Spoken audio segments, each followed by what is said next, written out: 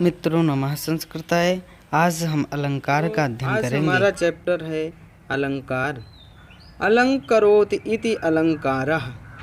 अलंकरोति इति अलंकारः अर्थात जो अलंकृत करे वह अलंकार है।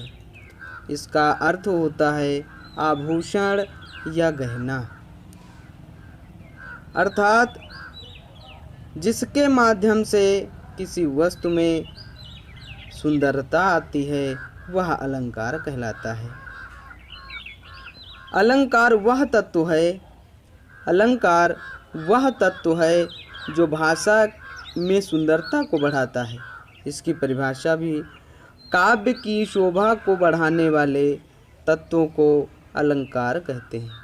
काव्य की शोभा को बढ़ाने वाले तत्वों को अलंकार कहते हैं। अलंकार दो प्रकार के होते हैं। नंबर 1 शब्दालंकार। कविता में शब्द के माध्यम से सौंदर्यता उत्पन्न की जाए उसे शब्दालंकार कहते हैं।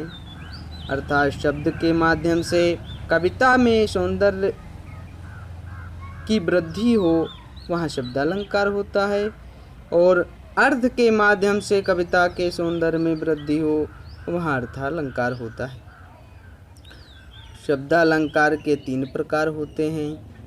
नंबर 1 अनुप्रास अलंकार। अनुप्रास अलंकार वर्णों में बार बार पुनरावृत्ति होती है। अनुप्रास अलंकार के अंतर्गत वर्णों की बार बार पुनरावृत्ति होती है, वहाँ अनुप्रास अलंकार होता है। नंबर 2 यमक अलंकार। यमक अलंकार में एक शब्द एक बार या एक से कई बार आता है और अर्थ भी अलग अलग होता है, वहाँ यमक अलंकार होता है।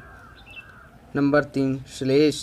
श्लेष अलंकार का अर्थ है चिपकना। श्लेष माने चिपकना होता है, अर्थात एक शब्द में कई अर्थ सटे होते हैं, चिपके होते हैं।